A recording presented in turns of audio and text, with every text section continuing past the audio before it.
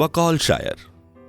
धरती कहे पुकार के, बीज बिछाले प्यार के, मौसम बीता जाए अपनी कहानी छोड़ जा, कुछ तो निशानी छोड़ जा, कौन कहे इस ओर तो फिर आए ना आए। समय 1970 से 1990 का दशक। स्थान दिल्ली और आसपास। मैं और मां अपनी सीधी सादी जिंदगी बिता रहे थे, एकदम चुपचाप। भाई और भाभी हमेशा आपस में लड़ते रहते थे। मां बीच बचाव करने में लग जाती, मैं अपनी पढ़ाई पर ध्यान देने का प्रयास करता रहता। भाई भाभी का झगड़ा सड़क पर भी कभी कभी पहुंच जाता। वो अपनी लड़ाई में मां को भी बीच में लपेट लेते और जोर जोर से पड़ोसियों को सुनाकर मां को बुरा भला कहते। मां चुप रहती, सब सहती रहती। मेरे पढ़ाई के कई कीमती दिन खराब हो जाते। वैसे भी उन दिनों मैं भारतीय लागत लेखाकार संस्था की अंतिम परीक्षा की तैयारी कर रहा था। इस पाठ्यक्रम का परिणाम उत्तीर्ण अंक प्राप्त कर लेने से नहीं आता था। प्रत्येक परीक्षा के समय संस्थान मांग और पूर्ति का आकलन करता था। मतलब यह कि अगर 100 लेखाकारों की बाजार में मांग है तो सबसे अधिक अंक प्राप्त करने वाले 100 लोग ही परीक्षा उत्तीर्ण करेंगे। बाकी 100 के बाद वाले कितना भी अच्छा पर्चा करें, वो बाहर हो जाते थे। मुझे याद है 1990 के पूरे दशक में परिणाम सिर्फ 2 से 4% तक ही होता था। भाई सिर्फ अपने ऊपर ध्यान देता था। मुझसे 11 साल बड़ा था। पापा जब गुजरे तो मैं 6 साल का था और वो 17 साल का। अगले ही साल पहला काम उसने यह किया कि पड़ोस की हमउम्र लड़की को भगाकर वो मसूरी ले गया। पैसे खत्म होने पर वो वापस लौटे तो लड़की के पिता ने हम सबको जेल भेजने की धमकी दी। वो वकील थे, ऐसा कर सकते थे। मां उनके पास हाथ जोड़कर गई। मां ने उसके पिता को प्रस्ताव किया कि वो उन दोनों की शादी करा दे। वकील साहब ने मां पर दया की। वो थोड़ा पिघले पर मां से कहा, आपका बेटा इस लायक नहीं है कि मैं अपनी बेटी का हाथ उसके हाथ में दे दूं। बहन जी, मैं आपकी लिहाज करता हूं, इसलिए आपको जेल नहीं करा रहा हूं। आप चले जाइए, अपनी बेटी का जो होगा मैं स्वयं देख लूंगा। ये सुनकर बड़ा भाई जो सीढ़ियों में खड़ा था अंदर आया। वकील साहब ने उसे एक जोर की गाली दी। वो सीढ़ियां उतर के भाग आया। अगले कुछ साल पापा की छोटी सी पेंशन पर गुजरे। मकान मालकिन पाकिस्तान से आई रिफ्यूजी थी। उन्होंने सब देखा था, दयालु थी। उन्होंने किराया कम कर दिया, थोड़ी सी मदद मिली। मां पर अपने 3 बच्चों के पालन पोषण में जो मुसीबत टूट रही थी वो तो कोई भी समझ सकता है। ऐसी परिस्थिति में जो भी कठिन से कठिन चुनौती आ सकती है वो उन पर आ रही थी। वो मूक रहकर हर कठिनाई का सामना कर रही थी। मां ने फिर भी मुझे सरकारी स्कूल में दाखिला नहीं कराया। थोड़ी दूर एक पब्लिक स्कूल था। मां ने उसकी एक अध्यापिका से प्रार्थना की। मुझे पूरी फीस माफ हो गई। शर्त यह थी कि ऐसा तब तक रहेगा जब तक मैं हर साल पहले 3 में से किसी स्थान पर आऊंगा। पब्लिक स्कूल में दाखिला हो गया। मैं पहली 3 पोजीशन पर आता रहा। पूरी फीस माफ साल दर साल होती रही। कक्षा में मैं शांत बैठा रहता। खेल मुझे लुभाते थे। फुटबॉल छोड़कर मैं स्कूल की सभी टीम में था। वैसे भी स्कूल की कोई भी टीम कोई बड़ा टूर्नामेंट नहीं जीतती थी। एक साधारण सा पब्लिक स्कूल था जो हमारे हिसाब से बहुत ऊंचा था उस वक्त। पिता के गुजरने के 3 साल बाद भाई ने आवारागर्दी करते हुए तीसरी श्रेणी से स्नातक की परीक्षा किसी तरह पास कर ली थी।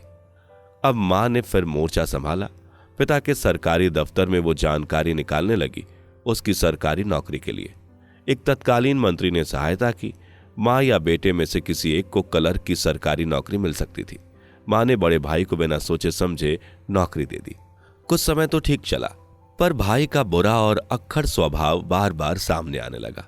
ऑफिस के लोग भी अक्सर बताते कि ऑफिस में उसका व्यवहार कितना खराब है।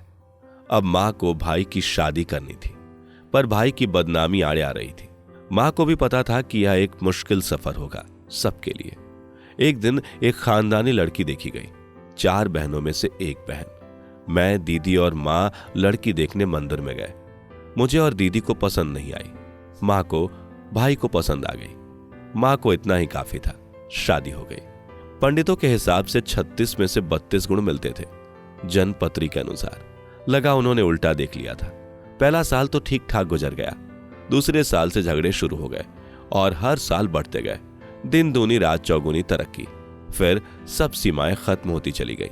दोनों सड़क पर लड़ने लगे। अश्लील से अश्लील गाली पड़ोसी चाव से सुनते। मां चुप रहती, मैं चुप रहता। मां उन्हें समझाती तो वो दोनों मां को ही गाली देने लगते। मां ने समझाना छोड़ दिया। उन्होंने लड़ने का दैनिक कार्यक्रम नहीं छोड़ा। अब मैं बड़ा होने लगा था। धीरे धीरे गंभीर स्वभाव बनता चला गया। ज्यादातर चुप ही रहता। पढ़ाई ज्यादा नहीं करता, पर पहले 3 स्थान पर आने जितनी पढ़ाई जरूर करता। क्रिकेट का खूब शौक था। छुट्टी वाले दिन रेलवे ग्राउंड पर सुबह 6 बजे से शाम के 6 बजे तक क्रिकेट खेलता। साहित्य पढ़ने की अच्छी आदत मुझे अपने फूफा जी से मिली। वो दिल्ली से लगते हरियाणा के गांव में रहते थे। पुराने खानदानी वैद्य थे। 2 शादी की थी, दोनों सगी बहनें। हालांकि बहुपत्नी प्रथा को कहीं से भी ठीक नहीं कहा जा सकता था, परंतु यह बात भी उतनी ही सही है कि संसार का कोई भी व्यक्ति अपने जीवन काल में 100% सही निर्णय नहीं ले सकता। समय और परिस्थितियां अच्छे से अच्छे इंसान को विचलित कर गलत निर्णय लेने के लिए कभी ना कभी अग्रसर कर सकती हैं। उनके साथ कई और विचित्र संयोग थे। एक पत्नी MBBS डॉक्टर, दूसरी कभी स्कूल नहीं गई थी। दोनों के कई बार अनहोनी हुई। कई बार अपने आप गर्भपात हुआ। यह अत्यंत दुख की बात थी, क्योंकि फूफा जी को बच्चों से बहुत प्यार था। वह एक सच्चे इंसान थे। दुनिया के सब बच्चे उन्हें अपने लगते थे। उन्होंने हम सब पर वो प्यार लुटाया था। मेरा सब घूमना फिरना, सिनेमा देखना, होटल में खाना, कार में घूमना, सब उन्हीं के साथ हुआ। 50 साल तक उन्होंने मुझे कभी कोई गलत शब्द नहीं बोला। संपूर्ण प्यार दिया, एक पिता जैसे। फूफा जी धैर्य और अनुशासन की एक मिसाल थे मेरे लिए। उनके साथ की गई असंख्य यात्राएं मेरे जीवन में कोई ना कोई नया अनुभव लेकर आती रहती। यात्राओं से निसंदेह ज्ञान बढ़ता है, और जब यात्राएं एक भद्र मानव के साथ हों तो ज्ञान कई गुना बढ़ता है। जब मैं 10 साल का था, उनके गांव गर्मी की छुट्टियों में जाता था। उनके लोहे के संदूक में पुस्तकें भरी रहती थी। सरिता, मुक्ता, इब्न सफी BA और जनप्रिय लेखक ओम प्रकाश शर्मा के उपन्यास। मैंने अगले 3-4 साल में सब संदूक पर डाले। आत्मसात किया तो सिर्फ ओम प्रकाश शर्मा जी की लेखनी को। उनका मुख्य पात्र राजेश एक अवसरवादी जासूस था। महिलाओं और बुजुर्गों का अत्यंत इज्जत करता था। अपराधियों को अपने अच्छे व्यवहार से अक्सर सुधार भी देता था। अपनी पत्नी तारा का बहुत आदर सम्मान करता था। बहुत बाद में, अभी 1 साल पहले 2020 में मैं एक पुराना उपन्यास पढ़ रहा था तो पता चला कि विवाह से पहले तारा एक अपराधी की एस्कॉर्ट थी। मन श्रद्धा से भर गया ओम प्रकाश शर्मा जी के लिए। अगर बचपन से किसी चीज से आप प्रभावित हो जाते हैं तो उसका असर जीवन भर रहता है। यह मेरे साथ भी हुआ। मैं जिस परिवार में पैदा हुआ वो ठेठ हरियाणवी परिवार था। पितृसत्तात्मक, अक्खड़, पर संयोग से जो साहित्य या लुगदी साहित्य मैं बचपन में पढ़ने लगा वो श्रेष्ठ साहित्य था।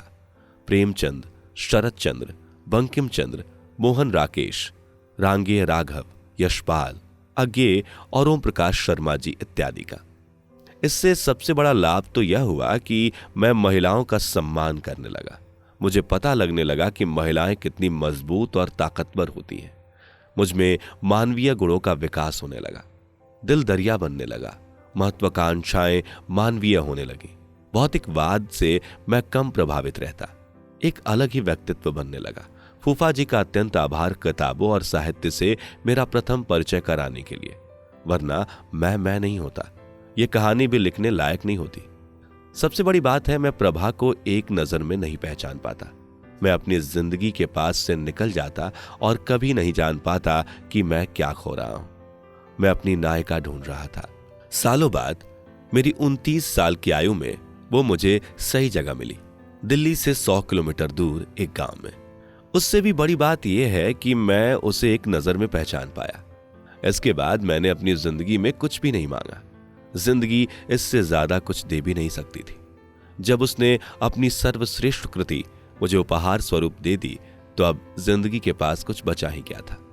1980 के दशक में फूफा जी ने अपने बड़े साले के लड़के को गोद ले लिया, पर विधि विधान से नहीं। 1990 के दशक के अंत तक उन्होंने अपने छोटे साले के 3 महीने के लड़के को भी गोद ले लिया, पर इस बार पूरे कानूनी तरीके से। एक बड़ा सा परिवार बन गया। सब अच्छा चल रहा था। अगर 2020 में यह महामारी न आती तो सितंबर 2020 से मई 2021 के 9 महीनों में फूफा जी और उनकी दोनों धर्मपत्नियां संसार से लगभग एक साथ विदा हो गईं। सबसे बड़ी पत्नी अचानक से धार गईं। फिर फूफा जी को कोरोना हुआ, ऑक्सीजन कम हुई। वो बड़ी पत्नी को बहुत प्यार करते थे। 17 साल की उम्र में उनका विवाह हुआ था। अब 70 साल की उम्र में उनका साथ छूटा था। 53 साल के साथ के बाद ये जुदाई वो सह नहीं पा रहे थे। कोई भी प्यार भरा दिल नहीं सह पाएगा। ऑक्सीजन की कमी के बावजूद उन्होंने अस्पताल जाने से मना कर दिया और वो जीना नहीं चाहते थे शायद। 5 मई 2021 को उनकी ऑक्सीजन खत्म हो गई। उन्होंने आखिरी सांस बड़ी शांति से ली। मैं बहुत सालों बाद रोया उनकी मृत्यु के दिन। हालांकि उस दिन 5 मई 2021 को मुझे और मेरे पूरे परिवार को भी वायरस ने जकड़ रखा था। 2 दिन बाद 7 मई 2021 को कैंसर से त्रस्त उनकी छोटी डॉक्टर पत्नी ने भी प्राण त्याग दिए। एक युग का अंत हुआ अचानक ही। मेरी जिंदगी में मेरी मां और बाद में प्रभा के अलावा फूफा जी बहुत बड़ा सहारा थे। अब एक युग बीत रहा था ताकि अगला युग आरंभ हो सके। ये लम्हे, ये पल हम परसों याद करेंगे। ये मौसम चले गए तो हम फरियाद करेंगे।